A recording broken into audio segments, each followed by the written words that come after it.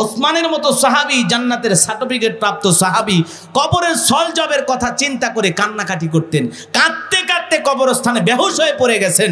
সাহাবা ইকরাম ধরে নিয়ে যা বললেন, কি ব্যাপার ওসমান, কবরের পাশে দাঁড়ায় এমনি করে কান্না করে বেহুশ হয়ে গেল, কারণটা কি জানতে চায়। হযরত ওসমান বলেন, কবর হলেন প্রত্যেকটা মানুষের জীবনের প্রথম ঘাঁটি, প্রথম মঞ্জিল, প্রথম স্টেশন। এই কবরে 3টা প্রশ্ন করা হবে, এই 3টা সলজবের সঠিক উত্তর যে দিতে পারবে তার জন্য কবর ভালো জায়গা, আর যে 3টা প্রশ্নের সঠিক উত্তর দিতে পারবে না তার জন্য কবর যন্ত্রণাদায়ক জায়গা, কষ্টের জায়গা। এই জন্য আমি ওসমান ভয়ে কাঁদি, আল্লাহ 3টা প্রশ্নের উত্তর দিতে পারবো কিনা। দিলের কানটা লাগা শোনেন, যে কথা বলতে চাচ্ছিলাম বাজান গো আমার, ওই কবরের ভিতরে আপনাকে প্রশ্ন করা হবে কয়টি? জোরে বলেন কয়টি? এই প্রশ্ন আপনি আমি সবাই জানি, কিন্তু যারা মুমিন, যারা মুত্তাকি, যারা আল্লাহর প্রিয় গোলাম, যারা এই দুনিয়াতে রবের গোলামি করেছে, কোরআন সুন্নাহ মোতাবেক জীবন সাজাইছে, কেবলমাত্র তারাই বলতে পারবে এই 3টি প্রশ্নের সঠিক উত্তর। কথা বলেন ঠিক কিনা? ওসমানের মতো সাহাবী কবরের 3টি প্রশ্নের সলজবের ভয়ে কান্না করেন। আর আপনার আমার কান্না আছে? জোরে বলেন, কান্না আছে? নাই। আমরা কবরস্থান গেলেও হাসি, জানাজার নামাজ পড়াইতে গেলে হাসি, জুমার বয়ান শুনতে গেলেও হাসি, আমাদের দিলের ভিতরে কান্না নাই, কান্না নাই। এ বাজান গো আমার, লম্বা হয়ে যাবে, আমি লম্বা করতে পারবো না। তাহলে ওই কবরের ভিতরে 1 নাম্বার প্রশ্ন, মার রব্বুকা, তোমার রব। জোরে বলেন, আপনার আমার রব কে? তাহলে তারা দুনিয়াতে রবের গোলামি করেছে, তারাই কেবলমাত্র বলতে পারবে রব্বি আল্লাহ, আমার রব আমার আল্লাহ। এই জন্য বাজান গো আমার, জীবনের পরতে পরতে সব জায়গায় রব। ওই কবরের 1 নাম্বার প্রশ্ন রব। বলেন তো দুনিয়াতে সেই রবের গোলামি করার দরকার আছে না নাই? আউযু বিল্লাহি মিনাশ শাইতানির রাজীম। বিসমিল্লাহির রহমানির রহিম।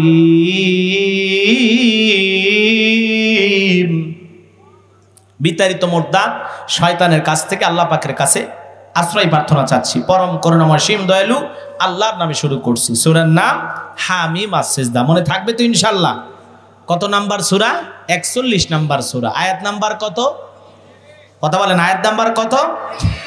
24 নাম্বার পারার 19 নাম্বার পৃষ্ঠার 3 নাম্বার লাইনে আয়াতে কারিমা আছে। চলুন আমরা আলোচনা করি। আল্লাহ রাব্বুল আলামিন বলেন, ইন্নাল্লাযীনা ক্বালু রাব্বুনাল্লাহ।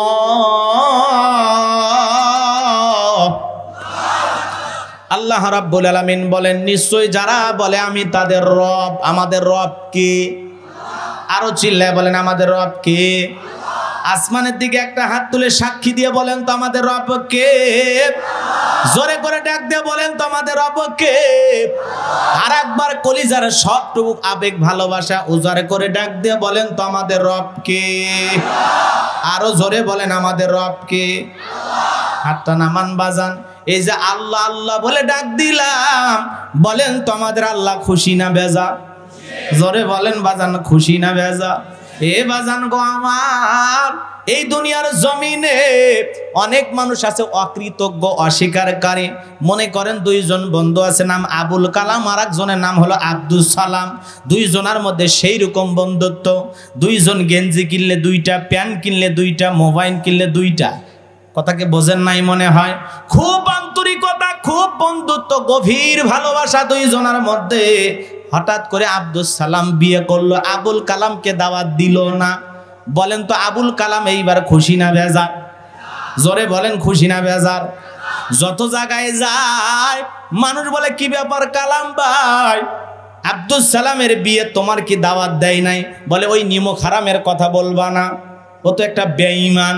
কি বেঈমান? নিজের ভাইয়ের চাইতে বেশি ভালোবাসলাম।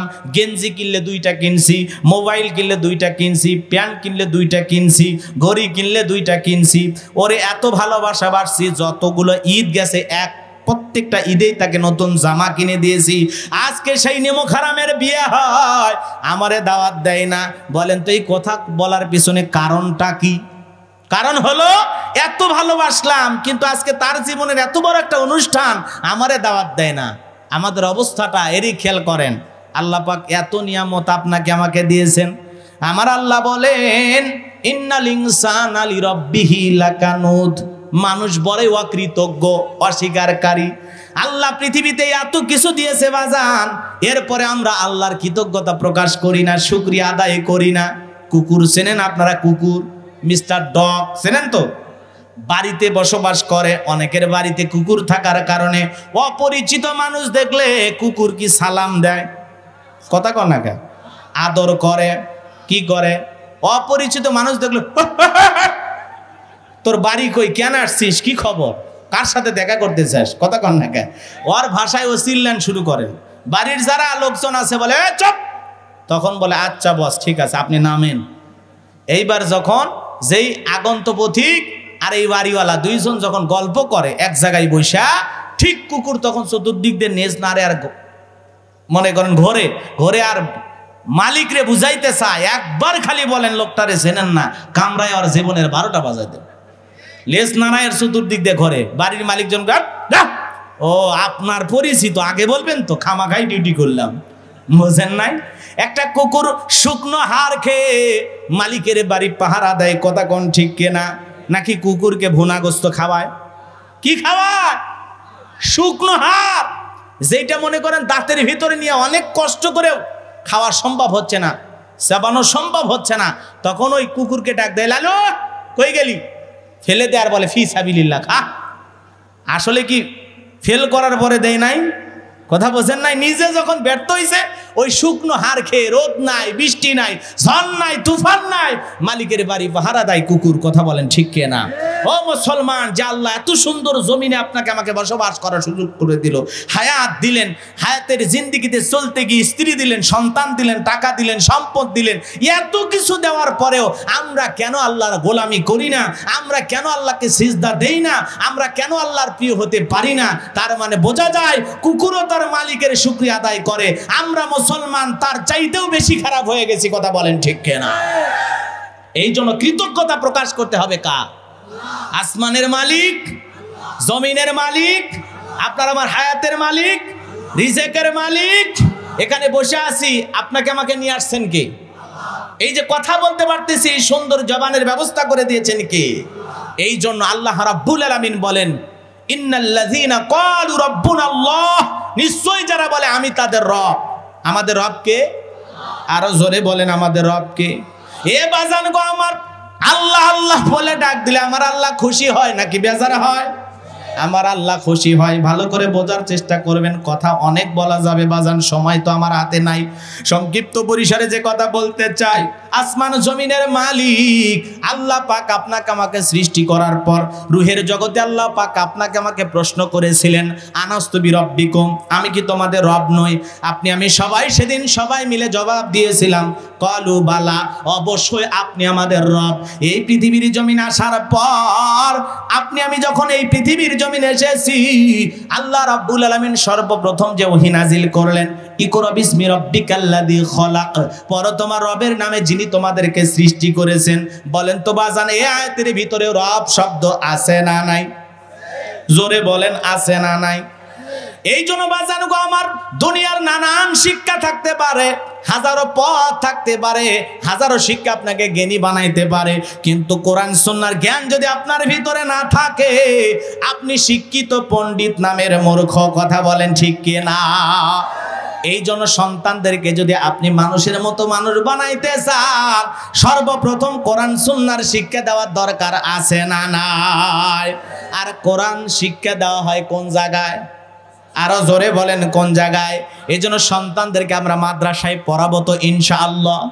পারবেন তো ইনশাআল্লাহ?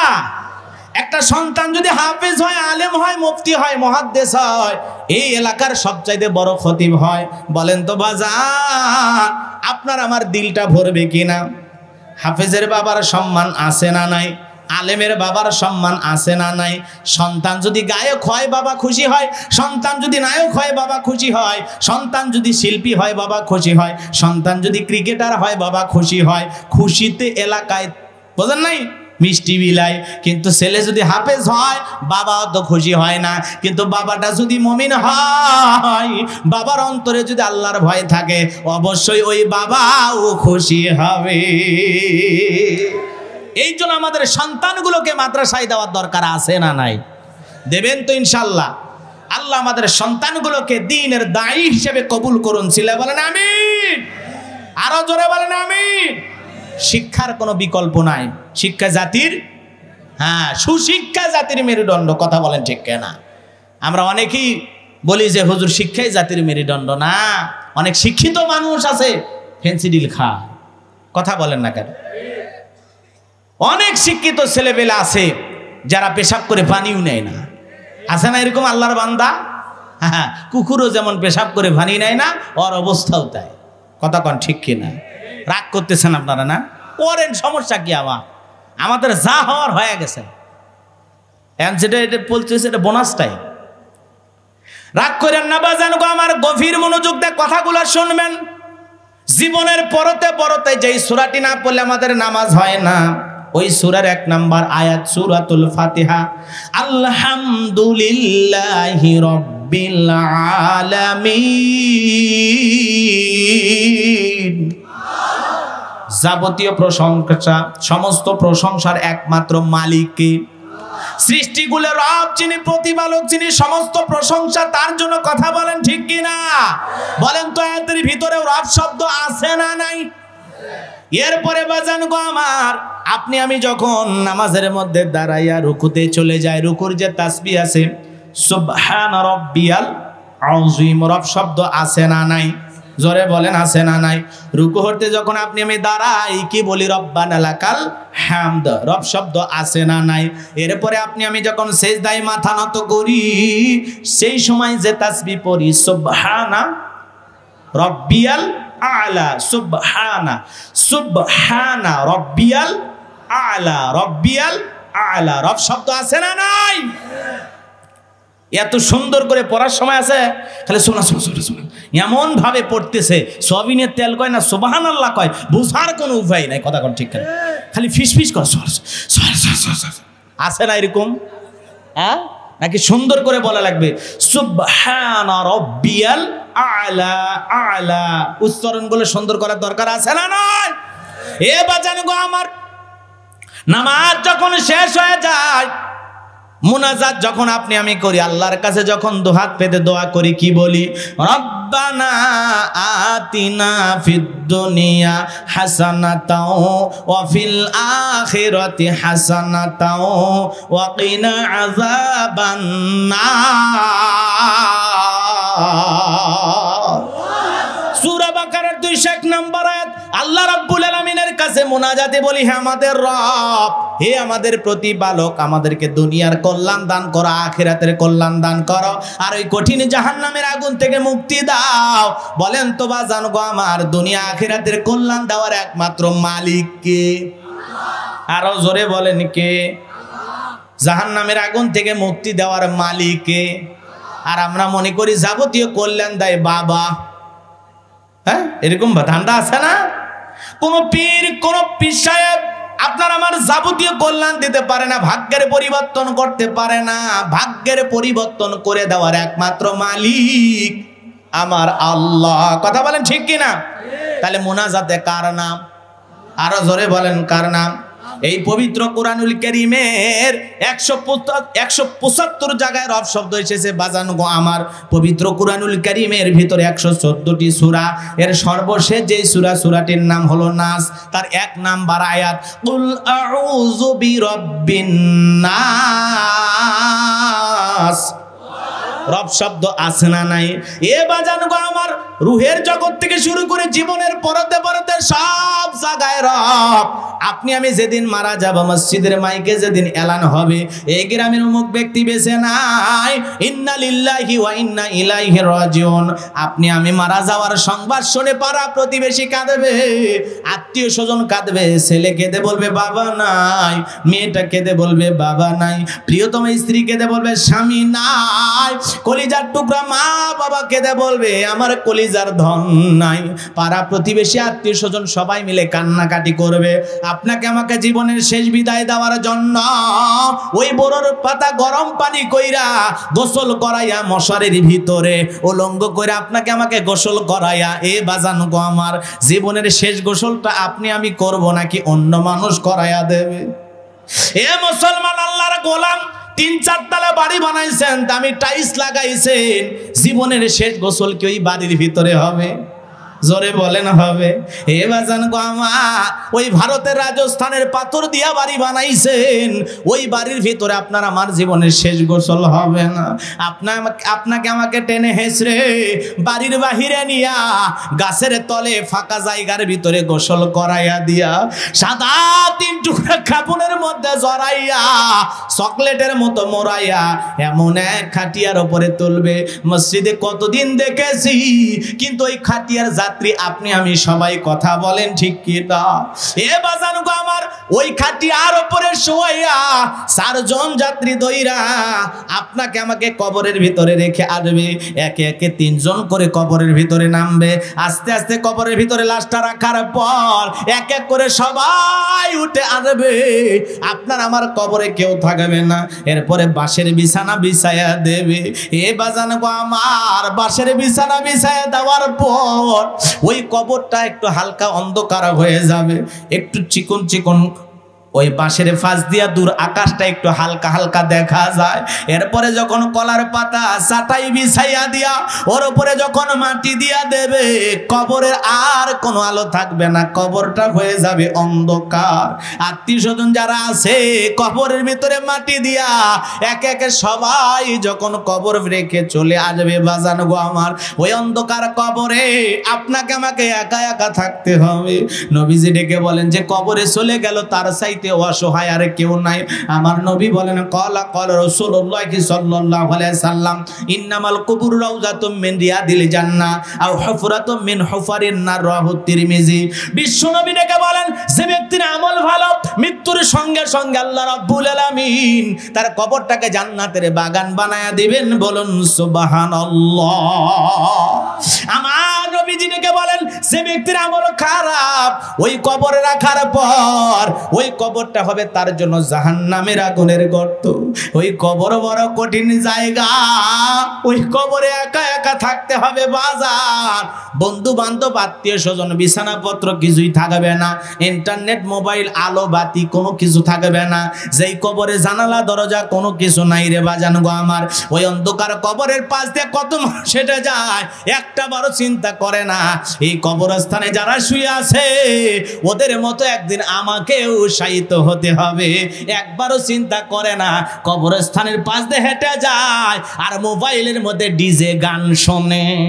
এই কথা কর আছে না? আগে তাও কবরস্থান, আজ থেকে অনেক বছর আগের কথা বলতেছি, নতুন কবর হলে ওই দিক দিয়ে মানুষ সন্ধ্যার পরে যাইতে ভয় করত। আর এখন কবরস্থানের ভিতরে বৈশা জুয়া খেলে, তাস। এক কথা কর না কে, ওটা নাকি নিরাপদ জায়গা, বউ টের পায় না। আছে না? রাগ করেছেন মনে হয়, করেন, কোনো সমস্যা নাই রে বাজান গো আমার। এ বাজান গো আমার, কবর দেখে আর ভয় লাগে? আমার এলাকার একজন মুরব্বী ৭১টা কবর খুঁড়ছে। কয়টা? এ কথা কর না কে, ৭১টা মানুষের কবর খুঁড়ছে, এরপরেও লোকটা সোজা হয়। আমি একটা কবর খনন করতেছে, ওই জায়গায় গেলাম, যা বলতেছে কে বারে সকাল থেকে তোমার বাবার কবর খুঁড়তেছি, 1 প্যাকেট সিগারেটও দিলে না। চিন্তা করছেন ওই লোক যদি সারা জীবনে ৭১,০০০ কবর করে, ওর হেদায়েত আসবে? কবার আত্মীয় স্বজন মারা গেছে, তার কাছে কি চাচ্ছেন? সিগারেট দে পারে। তোর বাপের কবর সকাল থেকে ঘুরতেছে, খাটনি নাই, কি হারামি। চিন্তা করছে। আবার আলেম ওলামা গেলে, হুজুরে গেলে, হুজুর সারা জীবন অনেক কবর খুঁড়ছি, ৯৯টা হয়ে গেছে, আর একটা হলে সেঞ্চুরি। কেন তোর এই সেঞ্চুরির দাম আছে? হ্যাঁ, কবর যদি খনন করে ওর চোখ দিয়ে পানি আসার দরকার। কথা কোন ঠিক কিনা? আরে কত লোকের কবর খুললাম, আমার কবরটা আমার খোঁড়ার ভাগ্য হবে না। কথা কোন? ওর কাঁদবে, কবর খনন করবে, ওর দিল নরম হয়ে যাবে, চোখের পানি দিয়ে কবরের মাটি মেখে যাবে। এই দিল নরম হয় না, ওর দিল আরো কঠিন হয়ে গেছে। ওর ধান্দা একেবারে সোমবারে মরল, জিয়ারত কোন দিন? কথা কন না কে? আর শোনো অমুক জায়গায় কিন্তু ওদের জিয়ারত হয়েছিল, আমাকে লঙ্গিও দিয়েছে, গামছাও দিয়েছে, ছেলেটা খুবই ভালো আছে না? বগুড়ার মানুষ একটু কষ্ট পাচ্ছেন আপনারা না? এ মুসলমান আল্লাহর গোলাম, কবর বড় কঠিন জায়গা, সবাইকে যেতে হবে, কেউ থাকবে। যত দামি ধনী হোক না কেন, টাকাওয়ালা হোক না কেন, সম্পদওয়ালা হোক না কেন, ওই কবরে আপনাকে আমাকে যেতে হবে। ওই কবরে রাখার পর 1 নাম্বার প্রশ্ন করবে, মার রব্বুকা, তোমার রব কে? রব শব্দ আছে না নাই? তাহলে কবরের 1 নাম্বার প্রশ্ন, মার রব্বুকা, তোমার রব কে? তোমার পালনকর্তাকে, সৃষ্টিকর্তাকে। দুনিয়াতে কার গোলামি করছো? কাকে প্রভু হিসাবে মেনেছো? কাকে প্রতিপালক রব সৃষ্টিকর্তা হিসাবে মেনেছো? যারা দুনিয়াতে রবের গোলামি করেছে তারা উত্তর দিতে পারবে রব্বি আল্লাহ। কিন্তু যারা দুনিয়াতে রবের গোলামি করে নাই, আল্লাহ রাব্বুল আলামিনের বিধান মানে নাই, নামাজ রোজা কোনো কিছুই করে নাই, ইসলাম মানে নাই, ইসলাম মোতাবেক জীবনটা সাজাই নাই, বলেন তো আর উত্তর জানার থাকার পরে ও কি উত্তর দিতে পারবে? জোরে বলেন, পারবে? উত্তর জানা আছে, দুনিয়ার সব মানুষ কম বেশি মুখস্থ আছে। হুজুর কি কোন? 3টা প্রশ্ন ব্যাপার হলো। এই জন্য আল্লাহ রাব্বুল আলামিন বলেন, ইন্নাল্লাযীনা ক্বালু রাব্বুনাল্লাহ, আমার আল্লাহ রাব্বুল আলামিন বলেন, নিশ্চয়ই যারা বলে আমি তাদের রব, আমাদের রব আল্লাহ। জোরে বলেন, আমাদের রব কে? আর জোরে বলেন, আপনার আমার রব কে? এ বাজান গো আমার, এই পৃথিবীর ভূখণ্ডে কিছু কিছু মানুষ যখন আল্লাহ তাদেরকে পাওয়ার দেয়, ক্ষমতা দেয়, রাজত্ব দেয়, দেখবেন নিজেকে রব বলে দাবি করে। এরকম জালেম পৃথিবীতে একজন এসেছিল, নাম ফিরাউন। জোরে বলেন কি নাম? নিজেকে বলেছিল আনা রব্বুকুমুল আলা, আমি বড় প্রভু, আমি বড় খোদা। জোরে কোন নাউজুবিল্লাহ। এ বাজান গো আমার, এই পৃথিবীর ভূখণ্ডে যারা নিজেকে রব বলে দাবি করেছে, এইরকম একজন জালেম পৃথিবীর জমিনে এসেছিল, নাম হলো ফিরাউন। বাল্যকালের নাম ছিল কাবুস, বলখেও বলা হয়। কিপ্টিদের তরফ থেকে নাম ছিল রামশিস। এই ছিল একটা ভবঘুরে যুবক, এলাকায় কোনো কাজকর্ম নাই, কোনো কাজকর্ম করতো না, শুধু ঘুরঘুর করে ঘুরতো। ভবঘুরে যুবক মানে বোঝেন না? কিছু কিছু যুবক আছে, কাজ নাই, কর্ম নাই, খায় দায়, ঘরে ফেরে, শুধুমাত্র খাওয়া দাওয়া করে না, মাঝে মাঝে ডাল খায়, ফেন্সি ডিল খায়, গাছক ধাক্কা মেরে কয় ভাইজান সাইড দেন। আছেন না নাই?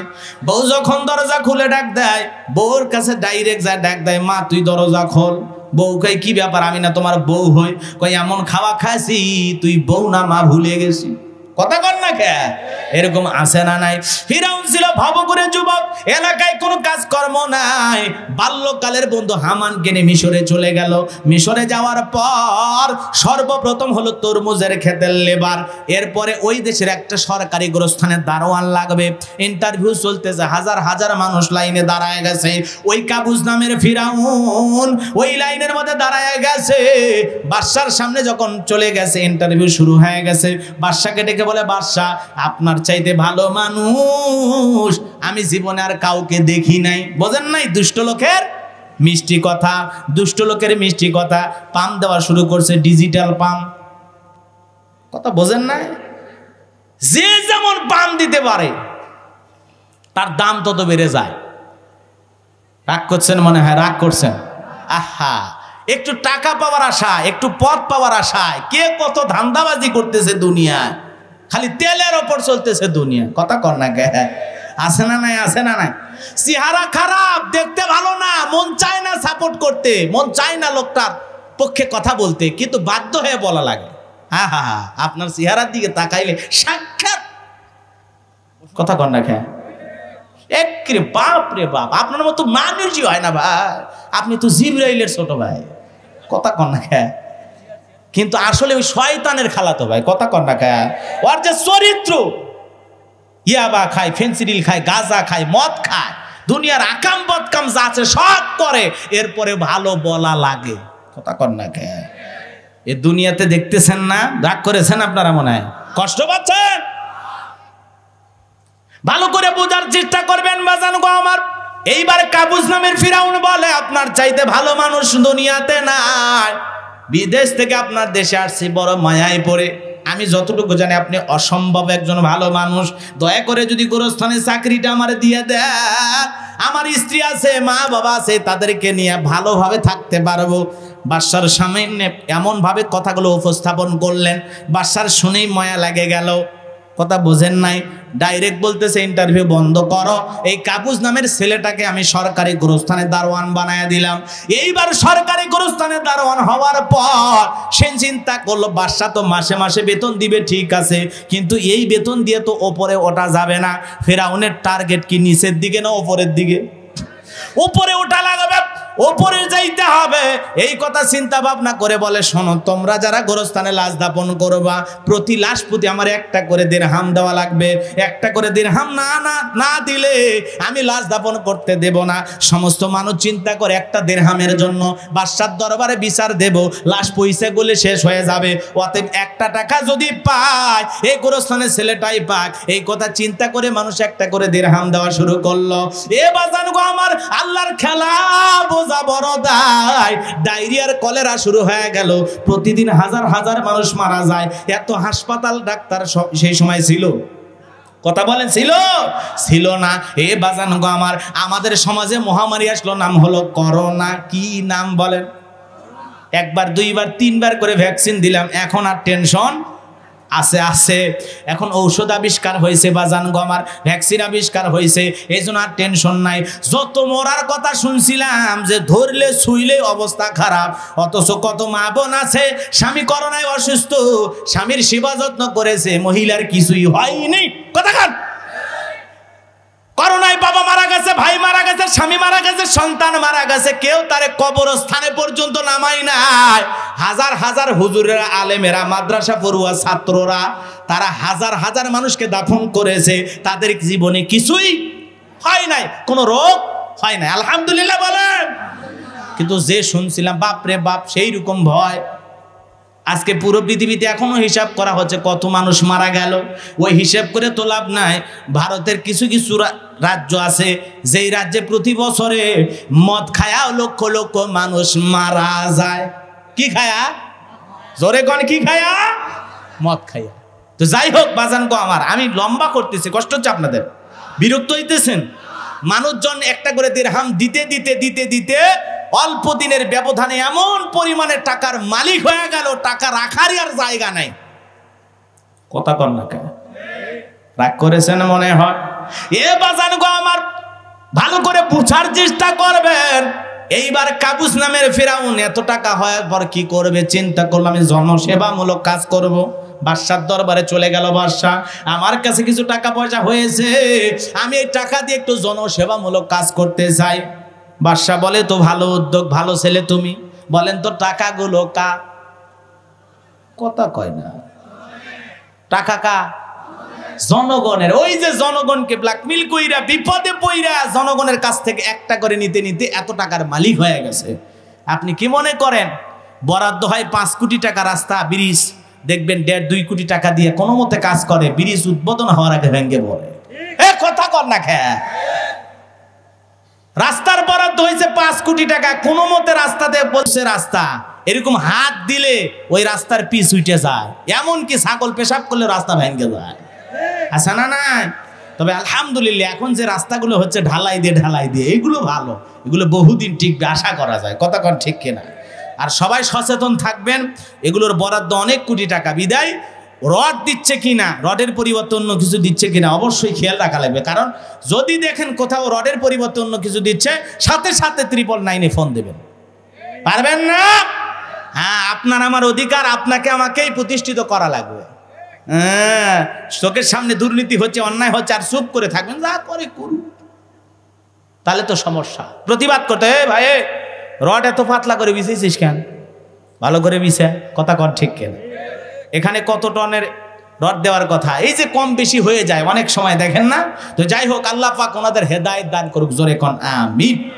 কাজের মতো কাজ হচ্ছে এইবার, যদি আল্লাহ রহম করে ইনশাআল্লাহ, যেভাবে রাস্তাঘাটের উন্নয়ন হচ্ছে, আমরা চাই আমাদের দেশ আরো উন্নয়নের দিকে এগিয়ে যাক। কথা বলেন ঠিক কি না? কিন্তু উন্নয়নের পাশাপাশি যারা দুর্নীতি করে রাতারাতি এই দেশে টাকা না রেখে বিদেশের অ্যাকাউন্টে টাকা জমাচ্ছে, তাদেরকেও ধরেও জাতির সামনে বিচার করা দরকার। রাগ করেছেন মনে হয়। এ বাজান গো আমার, এইবার জনগণের টাকা নিয়ে কি করতে চায়? জনসেবামূলক কাজ করতে চায়। বাদশা বলে তো ভালো উদ্যোগ, ঠিক আছে, কোনো সমস্যা নাই। এইবার বাদশা বলে ঠিক আছে, অমুক দিন চলে আসো, টাকা পয়সা নিয়ে আমি রাজ্যের মধ্যে ঘোষণা করি।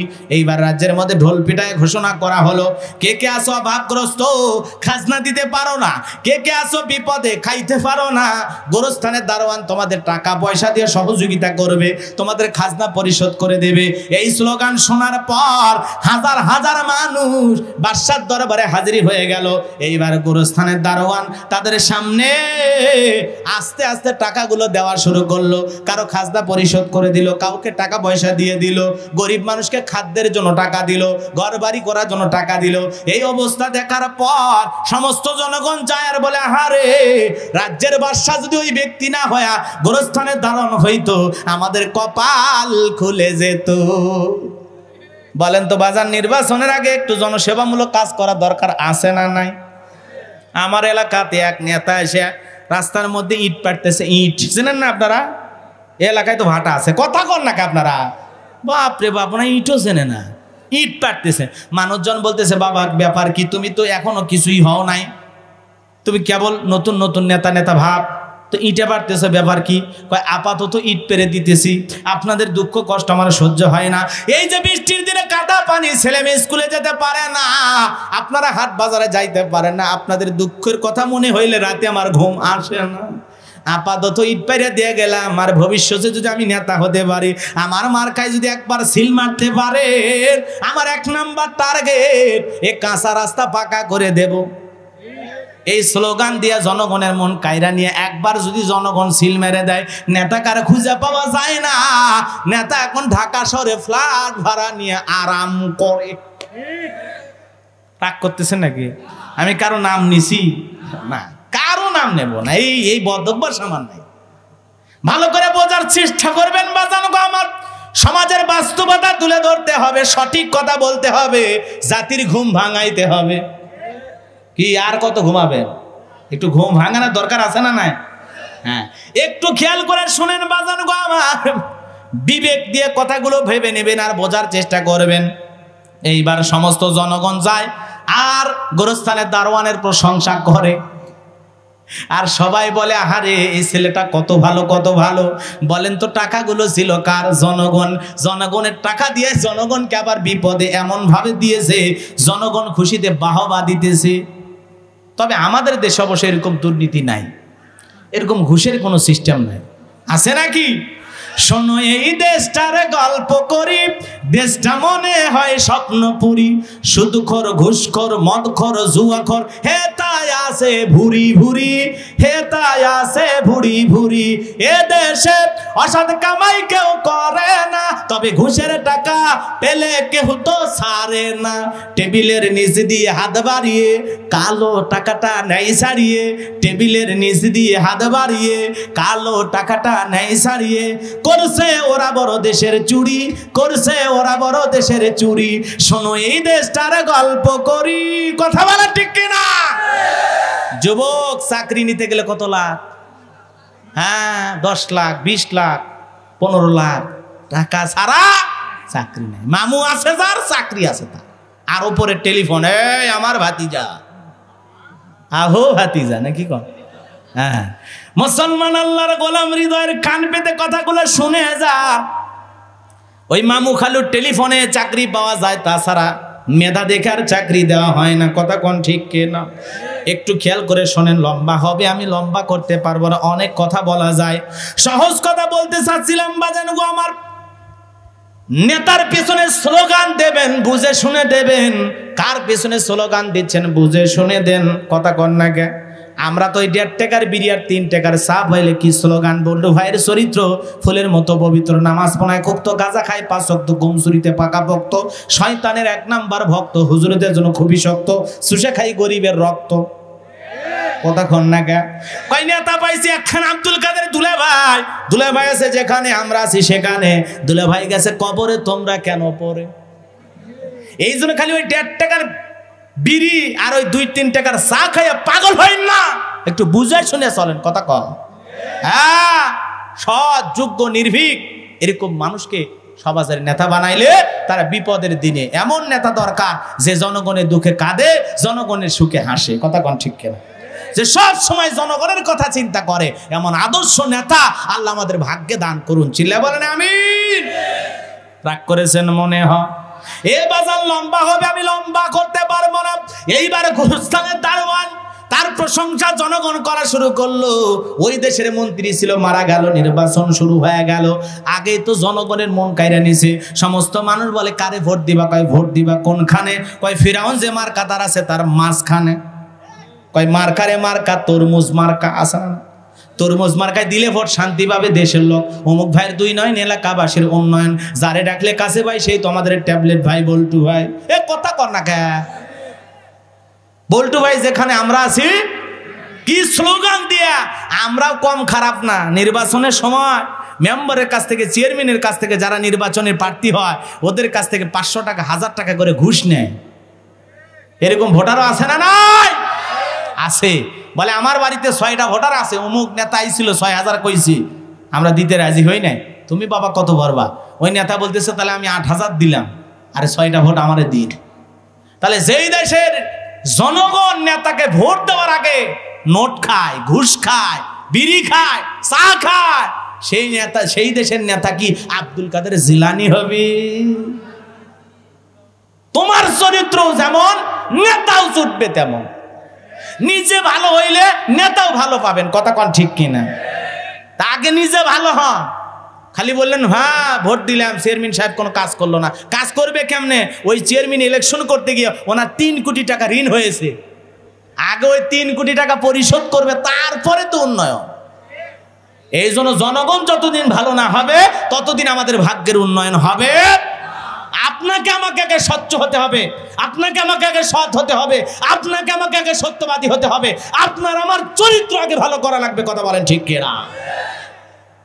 গাছ লাগাবেন, আমের গাছ, দোয়া করতেছেন আল্লাহ তেঁতুল দাও, বউ খাইতে চাইছে। আল্লাহ কয় পাগল হয়েছিস? কোন গাছের নিচে দোয়া ধরেছিস আগে সেটা দেখ। সুদ খায়া, ঘুষ খায়া, দুর্নীতি, অকাম কাম করে কয় রব্বানা ফিদ দুনিয়া, রব্বানা ফিদ দুনিয়া। আল্লাহ কয় তোর মতো সুদ করে দোয়া একটাও কবুল হবে না।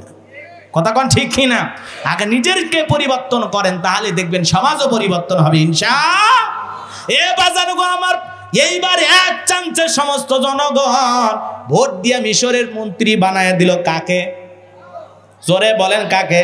গোরস্থানের দারোয়ান ফেরাউনকে। কাবুজ নামের ফেরাউন হয়ে গেল মন্ত্রী। আল্লাহর খেলা বোঝা বড় দায়। ওই দেশের যিনি বাদশা ছিল, অল্প দিনের ব্যবধানে বার্ধক্য জনিত কারণে বাদশা মারা গেল। ফেরাউন এইবার ফাতিনেতা সাতিনেতা সমস্ত জনগণকে ডাইকে বলে শোনো, যেহেতু বাদশা মারা গেছে, বাদশা ছাড়া দেশ চলবে না, তোমরাই বলো আমাদের সমাজের বাদশা হবে কে? সমস্ত জনগণ ডেকে বলে আপনার চাইতে ভালো মানুষ হয় না, আগে আপনি আপনার চরিত্রের প্রমাণ দিয়েছেন, বিদায় আমরা চাই আপনি আমাদের বাদশা হয়ে যাবেন, আর যারে তারে মন্ত্রী বানান, আমাদের আর কোনো আপত্তি নাই। এইবার জনগণের সমর্থন পাইয়া এক চান্সে মিশরের বাদশা হয়ে গেল কাবুস নামের ফেরাউন। ক্ষমতার চেয়ারে বসার পর বাল্যকালের বন্ধু হামানকে ডেকে বলে হামান তুই হবি মন্ত্রী আর আমি হব দেশের বাদশা, দুইজন মিলে সুন্দর করে রাষ্ট্র পরিচালনা করব। এ বাজানো গো আমার, ভালো করে বোঝার চেষ্টা করবেন। ফেরাউন ক্ষমতার চেয়ারে বসার পর রাতের বেলায় ঘুমাইতে গেলে নেতার চোখে ঘুম আসে না, উল্টা পাল্টা স্বপ্ন দেখে ঘুম থেকে খালি লাফায় লাফায় ওঠে। দরবারে জ্যোতিষী ছিল, কি ছিল? জ্যোতিষী ছিল। 400 জ্যোতিষীর লিডারের নাম হলো দবিরা, বয়স হলো 320 বছর। দবিরাকে ডেকে বলে দবিরা, রাতের বেলায় ঘুমাইতে গেলে ঘুমাইতে পারি না, আজে বাজে স্বপ্ন দেখে লাফায় লাফায় উঠি, ঘটনা কি, কারণটা কি, তুমি একটু গবেষণা করে বলো। এইবার দবিরা বলে নেতা টেনশন নেবেন না, আমি একটু চিন্তা ভাবনা করে আপনাকে বলতেছি ঘটনাটা কি। এইবার দবিরা চিন্তা ভাবনা করে বলে নেতা, যদিও আপনি ছিলেন গোরস্থানে দারোয়ান, সেখান ছিলেন তরমুজের ক্ষেতের লেবার, এরপরে গোরস্থানের দারোয়ান, এরপরে দেশের মন্ত্রী, বর্তমান রানিং বাদশা, যদি আপনি আঙ্গুল ফুলে কলার গাছ, কিন্তু আপনার ভবিষ্যৎ জীবন বড় অন্ধকার। আগামী 3 মাসের মধ্যে বনি ইসরাইল সম্প্রদায়ের মধ্যে মুসা নামের একটা ছেলে জন্মগ্রহণ করবে। ওই মুসার কারণে আপনার রাজত্ব থাকবে না, ক্ষমতা থাকবে না, এমনকি আপনার জীবন যাওয়ার সম্ভাবনাও আছে। এই কথা শোনার পর ফিরাউনের মাথা ঠান্ডা না গরম? খালি গরম। এত কাঠ খড় পোড়াইয়া ছিলাম কই, আসলাম কই, না জানি ভবিষ্যতে আরো কত কিছু হই। কথা কর না কা?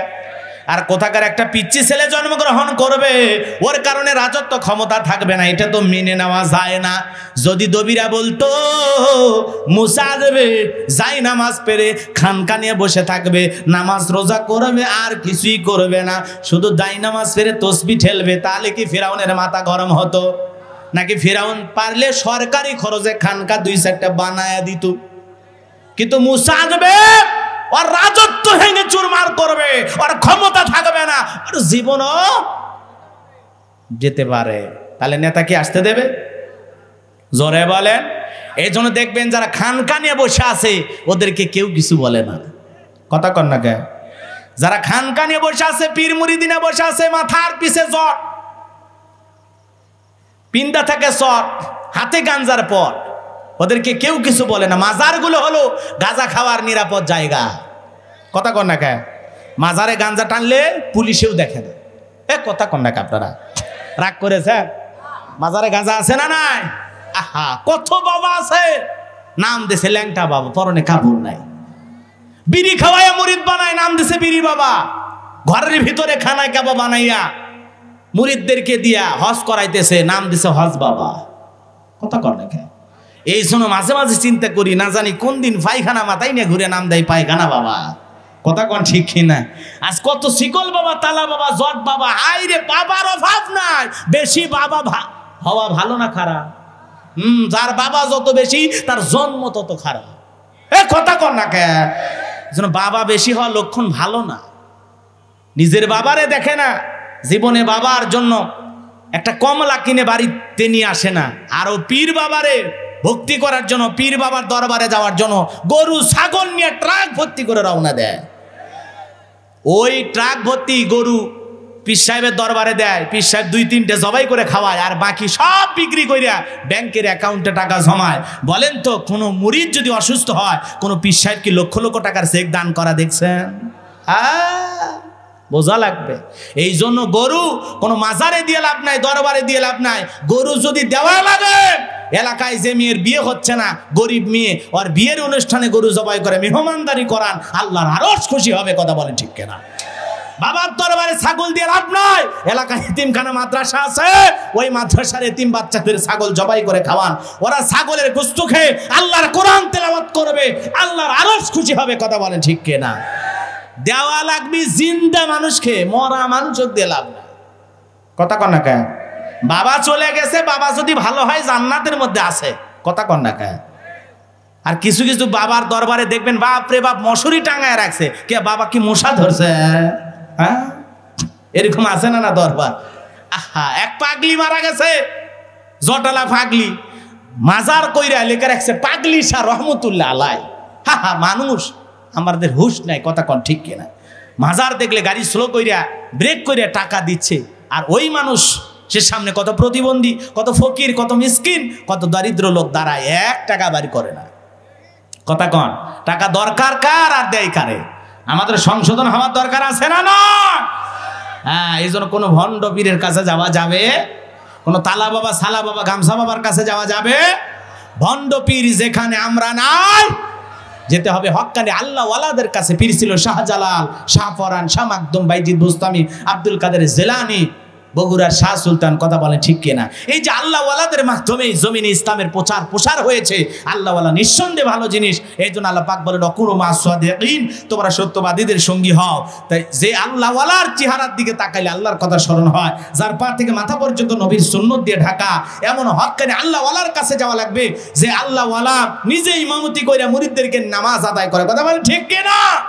আর এমন ভণ্ড পীর সূরা ফাতিহা পড়তে পারে না, ও আবার পীর হয়েছে, কয় সিজদার মতো একটা সিজদা দিবি, জান্নাত পার হয়ে জাহান্নামের গর্তে পড়বি। এরকম ভণ্ডদের কাছে যাওয়া যাবে? আর ওদের দরবারে গাঁজা মদ খায়া নারী পুরুষ একত্রে বৈশা কি কায়দায় গানগুলো গায়, শোনেননি? কয় বাবা তোমার দরবারে সব পাগলের খেলা, আছে না নাই? আমি বলি বাবা তোমার দরবারে সব ভণ্ডামির খেলা, বাবা তোমার দরবারে সব শিরিকের খেলা, মরার পরে কবরে গেলে বুঝবা কত জ্বালা। কথা কন না কে? এই জন্য ভণ্ড পীরের কাছে যাওয়া যাবে? হাক্কানি আল্লাহ ওয়ালাদের সহবতে যাওয়া লাগবে। পীর ছিল শাহজালাল, খানকাই পীর, রাজপথে পীর, নারাই তাকবীর হুঙ্কার দিয়েছে, গৌর গোবিন্দ ধুতি খুলে ময়দান ফাঁকা করছে। আর এখনকার পীর খালি হাদিয়া নেয়, ডিজিটাল পীর, বোঝেন নাই? কোরআন সুন্নাহর বিরুদ্ধে কথা হয়, রাসূলের বিরুদ্ধে কথা বলে, ওই পীর একটাও বিবৃতি দেয় না। ও জীবনে খানকা থেকে বের হয়ে রাজপথে 5 জনকে মিছিল করে না। ও আবার শ্রেষ্ঠ আশিকে রাসূল, ও আশিকে রাসূল। কথা বলেন না কেন? ও আশিকে রাসূল, ও ভণ্ড। কথা বলেন ঠিক কিনা? এই জন্য আল্লাহ পাক আমাদের সবাইকে সঠিক বুঝ দান করুন। চিল্লা বলেন আমিন।